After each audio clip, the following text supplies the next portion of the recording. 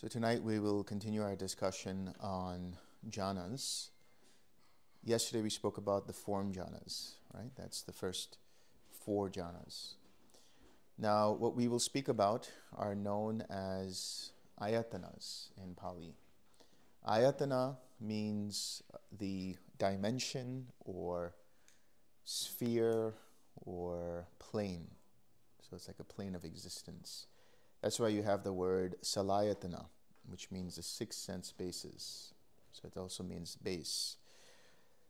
And when we talk about the ayatanas, they are within the scope of the 4th jhana. Now, when we talk about the different Brahmalokas, you have the 1st, 2nd, 3rd, 4th Brahmaloka, and then you have the Arupa Lokas. It's similar in this way that there are 8 so-called jhanas, but the formless jhanas are extensions of the 4th jhana. Or the other way to look at it is, when you are in the 4th jhana, it is the foundation from where you experience infinite space, infinite consciousness, nothingness, and neither perception nor non-perception. So just to jump off from where we left off yesterday, we spoke about the 4th jhana as being where there is purity of mindfulness due to equanimity, which means at this point the enlightenment factors have cycled through to such an extent that there is absolute, pristine, clear mindfulness. And so that mindfulness is able to just pinpoint what's going on, right? And it can detect if the mind starts to waver from its object, if the attention starts to waver, and bring it back very quickly. And there's deep equanimity. The sensations in the body become more diminished to the point that they are not even felt. Another common factor of the 4th jhana is that the breath seems like it's stopped, but really it's become very, very subtle, almost to the point of being imperceptible.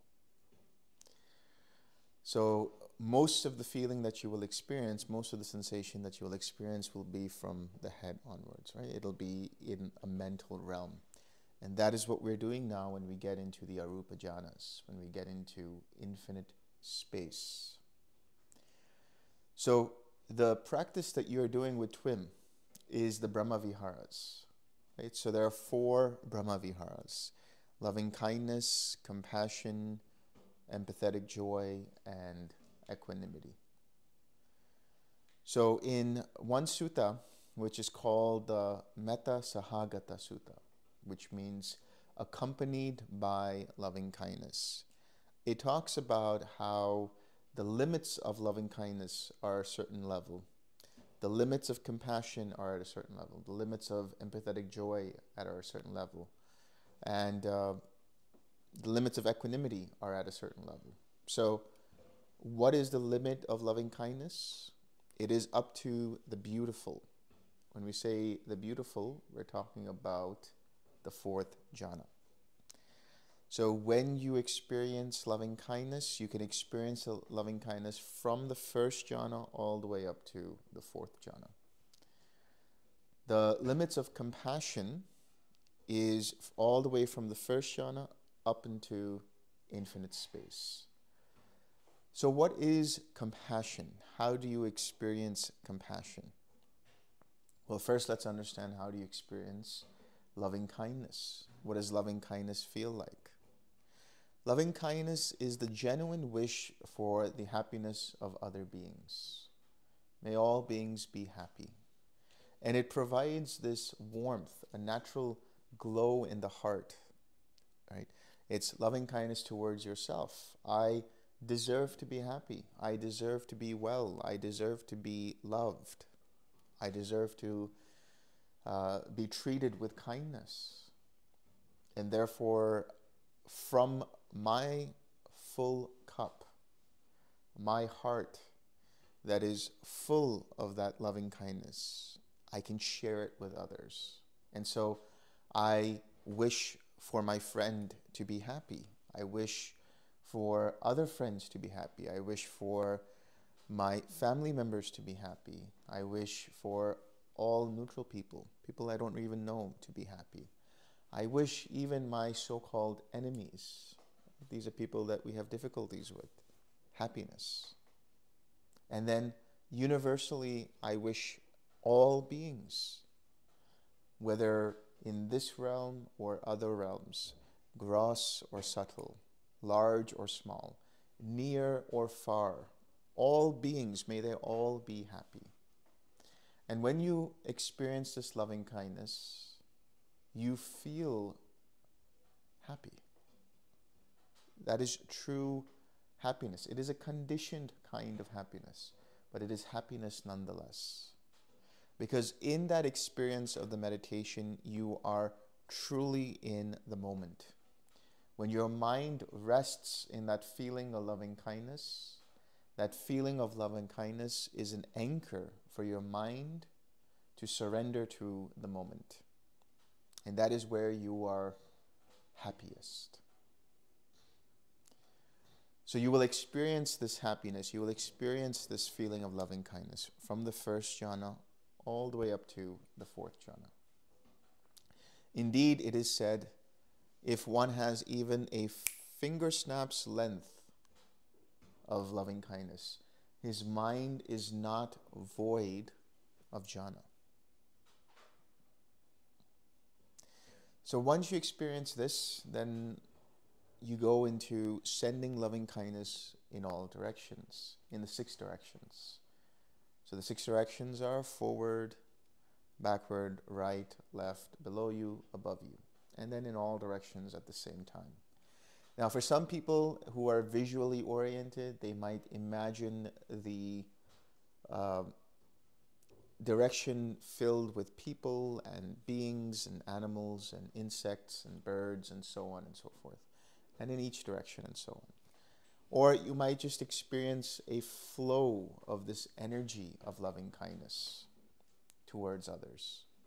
Whatever you experience is whatever you experience. Doesn't matter. If you're experiencing loving kindness above you, you might experience it going to all the devas and brahmas and so on. If you experience loving kindness below you, you might experience sending loving kindness to animals and hungry ghosts and hell realm beings and so on.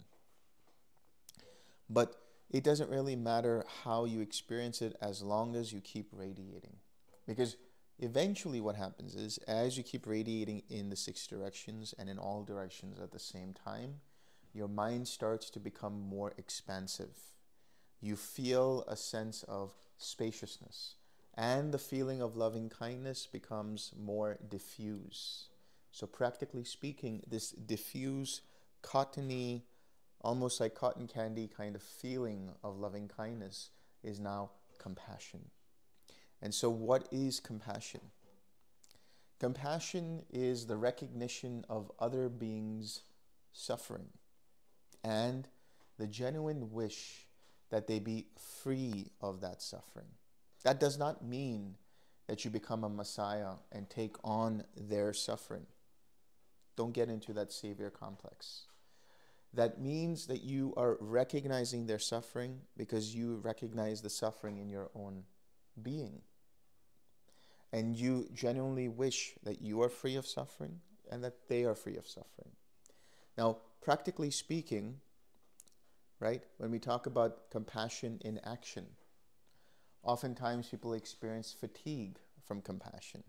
You'll see this mostly with doctors and nurses and people in certain kinds of medical industry or whatever it might be. And that's because they're giving too much of themselves. And compassion doesn't mean that you are a crutch for others. Compassion means that you are there. Compassion does not mean you have pity. Not pity in terms of joy, but sympathy. Sympathy is to look down on another person. Sympathy is to say, oh, I see you're suffering and I feel sorry for you. No, that's terrible. That's terrible.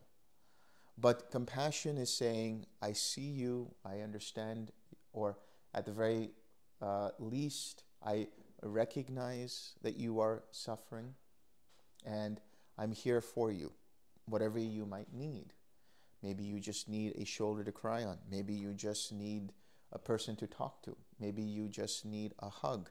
Maybe you just need somebody to be there in your presence and don't have to say anything. This is all compassion in action. The one way that you can be very compassionate is just to be there for a person and listen to them. Listen without judgment. Listen without giving an answer. Some people just need to be heard.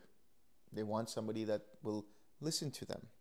But they don't need a response. They don't need an answer. They don't need any suggestions. Just listen. Hold that space for them.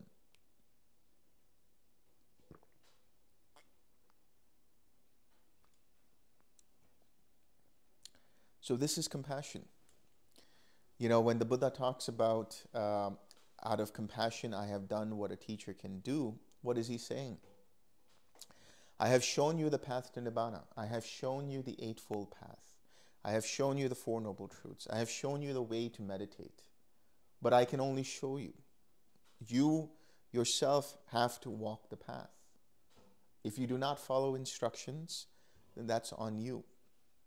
But out of compassion, I have given you all that I can.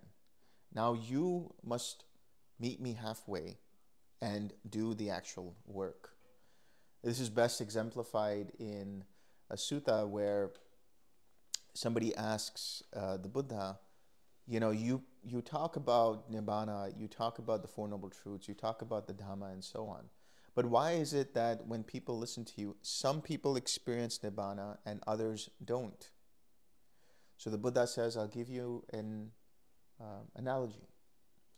Imagine Rajagaha. There's a place called Rajagaha in India, which is now known as Rajgir. Imagine there are two people who want to go to Rajagaha. And the first person comes to you and says, please tell me the way to Rajagaha. And you say, okay, you go down this road and then you walk through this path through the forest and then you take a right here when you reach the stream and so on and so forth. And that's the way to Rajagaha. And then the second person comes up to you and asks you the same thing. You give them the same instructions. However, the first person doesn't actually follow the instructions. They go and then they do something else and now they're not longer in Rajagaha. They're somewhere else. But the second person follows exactly the instructions and he reaches Rajagaha. So, why is it, he asks the person, the Buddha asks the person, that the first guy didn't reach Rajagaha and the second guy did? And the person says, what can I do about that? If they followed my instructions, they would get to Rajagaha. And the Buddha says the same thing. What can I do about that? If they follow my instructions, they will get to Nibbana. There are those who do follow and there are those who don't follow. So we can be there to hold space. We can provide people all the space that they need. And that is compassion in action. But eventually they have to make moves. They have to take the steps to do what they can to come out of their own suffering. So this feeling of compassion is very soft, it's very gentle, it's diffused, not as vibratory as loving kindness. And it is linked with this feeling of expansiveness and spaciousness. Sometimes the spaciousness is as spacious as this room. Sometimes the spaciousness can be even more expansive than that. Perhaps it's out into the field. Perhaps it's out into the countryside. Perhaps it's out throughout the city, or even beyond that, and beyond that, or encompassing the entire world, or even beyond that, right? So infinite space, infinite. It can be boundless. Doesn't matter how far you reach out, that compassion and that spaciousness keep going outward. Now, the Buddha, whenever his schedule was such, or his routine was such, as it's mentioned in the commentaries, is that he would wake up and freshen up and then go for his morning walk. and then he would come and sit down, and he would go into what's known as Maha Karuna Samapatti. So Maha Karuna Samapatti means the accomplishment or the attainment of great compassion. So he would do exactly that. He would send compassion in all directions to the entire world. And from that compassion, his mind's eye would survey the world and see who needed help, whose mind was ripe enough to experience the Dhamma, and he would go there. It was through this he was able to go to Angulimala and realize that Angulimala could be saved from his detriment or his future detriment, and so on and so forth.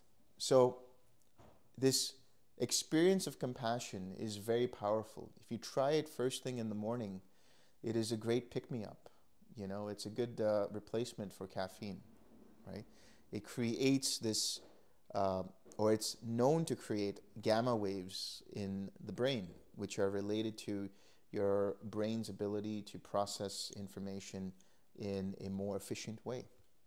So you're more alert, you're more aware. Now, from this infinite space, what will happen, and this is a naturally progressive process. You don't need to switch from compassion to the next thing. It happens on its own. You don't need to switch from infinite space to the next thing. It happens on its own.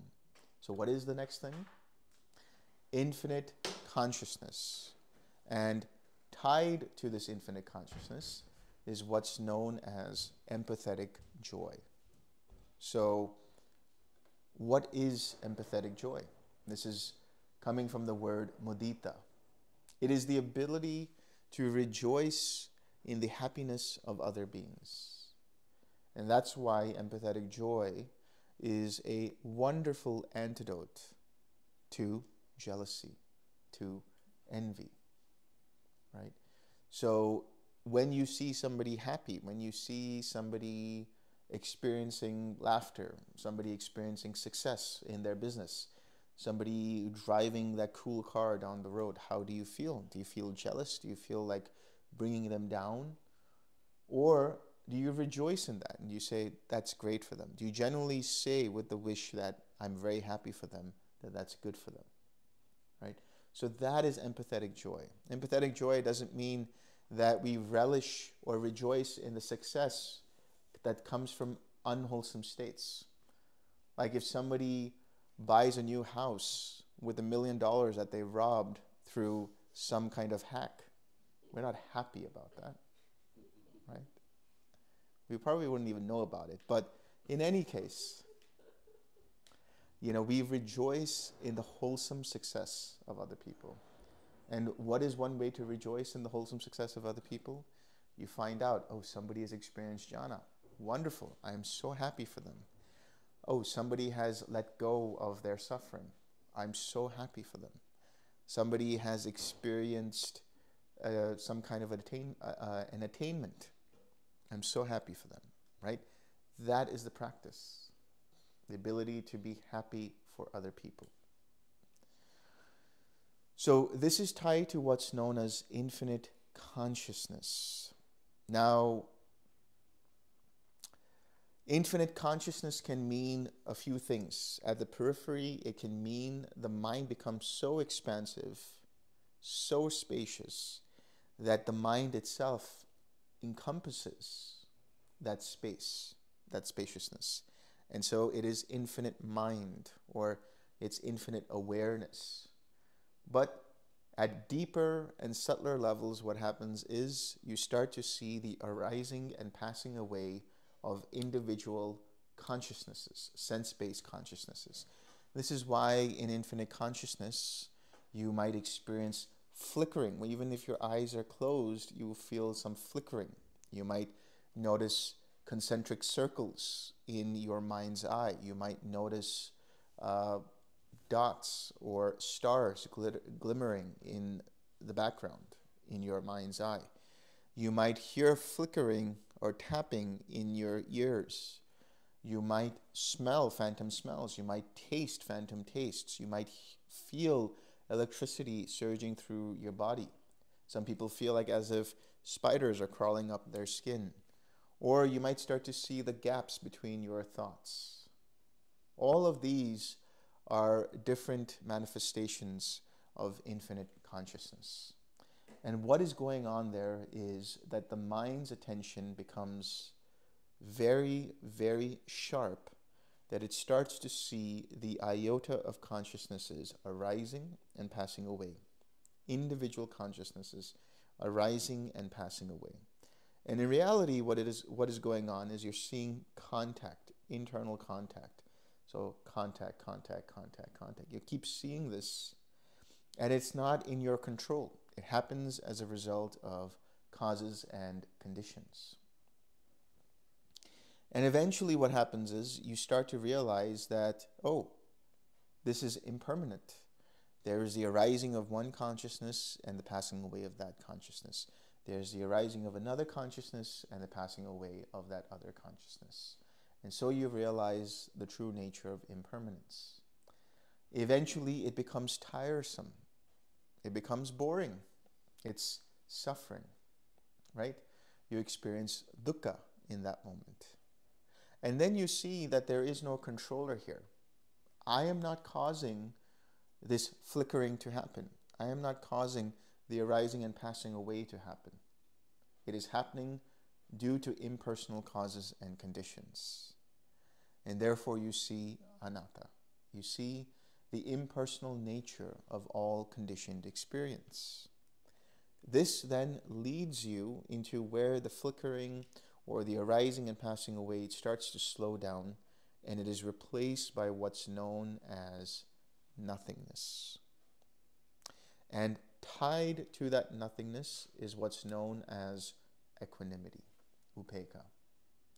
So what is this equanimity? How do you experience this equanimity? Equanimity is calmness. Equanimity is serenity. Equanimity is balance. Equanimity is being okay with whatever is happening. It is total, radical acceptance of everything as it actually is. And it is experienced in terms of the mind as being very calm, as being very tranquil, as being very collected. And this equanimity is an antidote for restlessness in daily life. It is an antidote for any kind of craving that arises in daily life. Let's say you're driving down the road on your way to work and you find yourself in traffic. How does your mind respond? Does it feel agitated? Does it feel anxious? Does it feel jittery? If it does, what can you do? Come back to the present moment and start radiating equanimity to yourself. You can start with saying, may I be calm, may I be collected, may I be at peace. May all beings be calm, may all beings be collected, may all beings be at peace. This starts to downshift your mental activity into that equanimity. And so tied with this equanimity, the limit of equanimity is nothingness or no thingness. Here the mind is totally internalized. Here the mind remains in this blank canvas, which can be manifested in the mind as totally dark space, or a white space, or a blue space, or any kind of space where absolutely nothing is going on. For miles around in your mind, absolutely nothing is going on. It is just quietness. Now, while you're here, that feeling of equanimity that you're radiating might not be as strong in the radiating as loving kindness might be, or the other Brahma Viharas might be. It might just be trickles of equanimity being sent out, and that's okay. In fact, I would say when you're sending equanimity, it's more like a pebble that you drop into the lake, and you start to notice the surface starting to have ripples, right? And eventually those ripples start to fade away. And you're left with stillness again. So you drop another pebble, which is you drop another intention of equanimity. And that creates more ripples on the surface of the lake. And eventually that fades away. You do that over and over until the mind doesn't want to do anymore. And you'll know the mind doesn't want to do anymore because it feels too tense. So at that point, there is just stillness. Now we are getting into the territory of the 8th jhana, which is neither perception nor non-perception. So before we get into neither perception nor non-perception, we have to understand what is that stillness that we are experiencing. That stillness we're experiencing is just mind itself. Now there are layers to this, there are levels to this. You've all heard about, at least peripherally, the quiet mind. But there's layers to this. The first level is just mind. That is to say, mind watching mind. So the mind turns in on itself and it's just watching. There might still be activity there. There might still be sounds in the background. There might still be little percolations in the mind there. But the mind is just observing itself. Eventually, that starts to quiet down into this space called neither perception nor non-perception. What is neither perception nor non-perception? Let's take the word perception and understand what it means. Perception is the ability to recognize what it is that you've experienced before. Because perception is rooted in memory. Perception is that part of the mind that says, oh, this is the color red, or this is an oak tree, or that's the number 4, or the sky has cumulus clouds, or whatever it is. So feeling or experience is going on, but that which labels the experience is perception. So that perception is the ability to remember, to recognize what is going on. So neither perception nor non-perception can also be understood as neither recognition nor non-recognition, neither comprehension nor non-comprehension. Because this space of neither perception or non-perception is very fuzzy. It's like being in a hypnagogic state. It's like you are asleep, but you're awake at the same time. There's all kinds of random thoughts and images and ideas that come about, right? It's almost like, what am I thinking here? What exactly is going on here? You're not able to really recognize what it is that the mind is trying to make sense of, because it doesn't make any sense. All of these different formations percolate up into these thought bubbles. And as soon as you try to look at them, as soon as you try to make sense of them, guess what? Now you are perceiving, which means you are no longer in neither perception nor non-perception. You are in full perception. So stay with it. Go with the flow. Don't try to figure out what's going on. Just let the mind be. That's why I say at this point, don't do anything.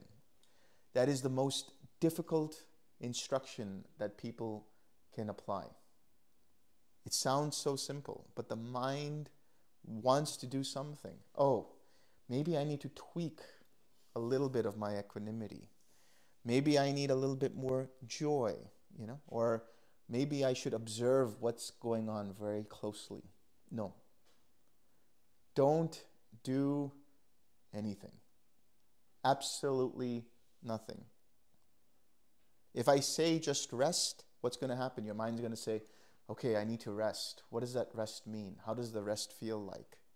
If I say just observe, then you're going to think, okay, what do I observe? How do I observe? Is there a way to observe this or not observe that? I'm saying don't do anything.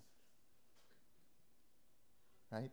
So in that space, eventually, the mind starts to sink down further. It's like the fog clears, the neither perception or non-perception clears into now what is quiet mind. So this quiet mind is the pabhasara chitta. It is the luminous mind. And when we say luminous, it doesn't necessarily mean that there is white space or light or something in your mind's eye. All it means is that it is fully aware. It has clarity of mindfulness, complete clarity. So in this quiet mind, things might still pop up once in a while. And these are the sankharas. These are formations, or what I call proto-thoughts, little bubbling up of ideas and patterns that before they can come up to the surface of the pool and turn into big cognizable thoughts, they're just here. And that's the space you are in when you are in neither perception nor non-perception.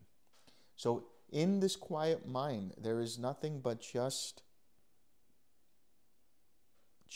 mind, right? And eventually, all of those different bubbling up, all of that, they start to diminish. They start to dissipate. And now you are in what's known as still mind, or very clear mind, where absolutely not even one percolation happens. And you can stay in this state, and it feels like you're frozen. Feels like the mind is just not frozen in the sense that you're locked into something. It just feels like, wow, there was stuff going on and everything just went on to pause. And everything became very still all of a sudden. And in that space, you don't do anything either. You just are present, right? You are surrendering to what is going on. And you allow that to happen deeper and deeper and deeper. There's nothing you can do to get to that space. It will happen as soon as you surrender any idea of doing something. And in that stillness, in that still mind, you start to go even deeper into what's known as, or what I call, the doorway to the signless. And in this doorway to the signless, it feels like you have hit a wall. Not in a negative way, but it's like you're walking through some kind of portal, right? And sometimes it feels like you're seeing, when you see static on the old television sets, when nothing's going on, you see that. Or you see some bright yellowish green wall or something, some kind of wall of light. And that is the doorway into the signless. Now, while you're here, what do? Nothing. You don't do anything. If at all, you just let go. If your mind feels like it wants to go into it, you let go of that as well. It will merge through, or it will submerge into that wall. And eventually, on the other side, you get into what's known as animitta samadhi. Animitta means, nimitta means sign or object. Animitta means objectless or signless collectedness of mind. Animitta samadhi. And this signless collectedness of mind means that there is absolutely no object taken. So then what is the difference between nothingness and signless collectedness of mind? In nothingness, equanimity is taken as the object. In signless collectedness of mind, the mind doesn't land on anything. It is just pure awareness dependent upon mind. That's it. And the analogy that I use here is you imagine taking a flashlight and pointing it up into the sky. Now imagine you have different pieces of cellophane, different colors. You have 8 different colors, right? And so these are all of the different jhanas. You take away each of the cellophane, and now all you have left is the light. And it's pointing directly up into the sky, all the way up into space. Now, for the purposes of understanding, imagine that that light keeps going on and it doesn't land on anything. There's no meteorite, there's no asteroid, there's no quasars, there's no stars, there's nothing. It just keeps going, right? Keeps going. That is the awareness in the signless collectedness of mind. It doesn't take anything as an object. It doesn't land on anything. It is just awareness and only awareness. Awareness of what? Just awareness. Pure awareness. Now, using that analogy, eventually what happens? The battery in the flashlight runs out. That is the formations that continue to keep this awareness going. So long as you don't allow the mind to pay attention to the formations and just stay in that silence collectedness of mind, those formations will diminish even further. The last set of formations that arise in this space are related to the sense of identity. And this is why there is fear sometimes in this space, because the identity is being loosened up, because the sense of self feels like it's going to die. And that's okay. If it goes away, it goes away. But you, the so-called you, that is the mind observing what's going on, you try to relax it. You try to let it go. And what happens when you do that? It tightens up even more. So in this signless state of mind, this signless collectedness of mind, you don't have to relax. You don't have to do anything. Again, don't do anything. In the very seeing of something coming up, that itself is dissipating. In Tibetan Buddhism, this is known as self-liberating thoughts. The thoughts, the formations, liberate themselves. They go away because there's no fuel of attention being given to them. Now, in this space, eventually, as all the formations die down, and as the battery runs out, what happens? The light switches off, and now you have cessation of perception, feeling, and consciousness. Now, in this experience of cessation, you won't know that you are in cessation, but when you come out of it, your mind will realize something had happened.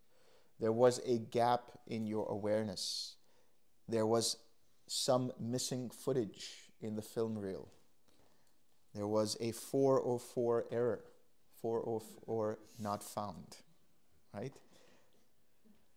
And so when you come out of that space, your mind would have touched or could have possibly touched the Nibbana Dhatu, that is, the Nibbana element.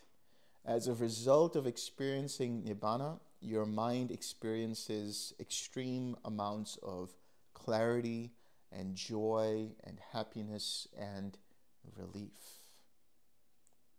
So in this process, the mind's contact with Nibbana is unconditioned.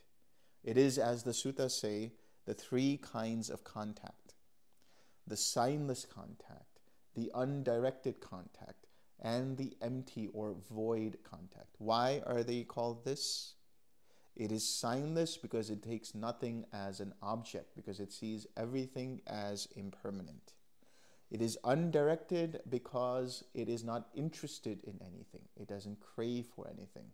And therefore it sees dukkha in everything. And therefore it is undirected. It is void or empty. Empty of what? Empty of taking anything personally, because it realizes that everything is impersonal. So this contact, which is unconditioned, gives rise to a conditioned feeling of joy and relief and so on. And as a result of which, when you come out of the meditation, what's the first thing you do? Oh, wow, what was that? That was amazing, right? You see certain things and then your mind experiences all this joy, and so now the formations come to be. So the order in which they cease, the types of formations that cease, is in this way. In the second jhana, the verbal formations cease. What does that mean? The process of intentionally thinking about this or that ceases. In the fourth jhana, the bodily formations cease, which means now you are more in the mental level. In cessation or prior to cessation, mental formations cease, which means mental formations that allow you to feel and perceive cease. And when the mind boots back up, it comes back up in the reverse order. Mental formations arise first. There is the feeling of joy and happiness. There is some feeling of being present again in the body. And then there is, oh, wow, what was that? That is the verbal formations coming online. And then when you come out of this, you will see for yourself, everything seems fresh, everything seems new, the colors are brighter, the sky is bluer, you feel like you're floating on cloud 9. And if this happens, you come into the interview, you say, I've had this experience. I say, great, enjoy it, take it easy. When you're ready to go back into meditation, meditate again. And then you do it again. And then you do it again, you do it again, you do it again, right? Now, not every cessation will mean that you've experienced Nibbana. Some cessations are just the mind drops into cessation, it has clarity, and it's dropped some levels of suffering. For cessation to then have been followed by Nibbana, that means there is some kind of possible attainment that could have happened. The path and the fruition of one or more of these 4 attainments. So they are stream entry, they are once returner, non-returner, and fully awakened, right? So sometimes people have fear of that too. They're like, I don't want to go any deeper than this, because what does that mean about my relationships with people? What does that mean in regards to my intimacy with my spouse or my partner and all of that? Hey, guess what? If you have fear about it, it's not going to happen. So relax. No big deal. You can't accidentally slip into becoming an anagami or an arhat. So this is the process. This is what happens in the meditation. But the key to understanding all of this is it requires all the proper ingredients, namely sila, right? Being able to keep your precepts all the time, being attentive to every moment as it arises, and noticing what's going on in your mind in relation to experiences. Is there craving, or is the mind free of craving in that moment? If there is craving, are you able to let it go? Because the more you're able to let go in daily living, the easier the meditation flows. And the more you're able to let go in the meditation, the easier it becomes to let go in daily living. So this feedback loop system is ingrained in the practice of the Dhamma. And eventually, when the causes and conditions are ripe, your mind lets go completely and drops certain fetters. And after dropping those fetters, your mind experiences a certain attainment. Now, your mind is your teacher. Your mind will tell you what is going on. Your mind will let you know, okay, there is still a tinge of craving, or there's still a tinge of aversion, or there is no more craving here, there is no more aversion, but there's still a tinge of restlessness, or there's still a tinge of conceit, or whatever it might be. So trust in your mind and give it space, give it time. Experiment with all of the different experiences. Get yourself involved in difficult situations and see how your mind reacts or responds to them. And then you will know for certainty where you are on the path. Now, are there any questions?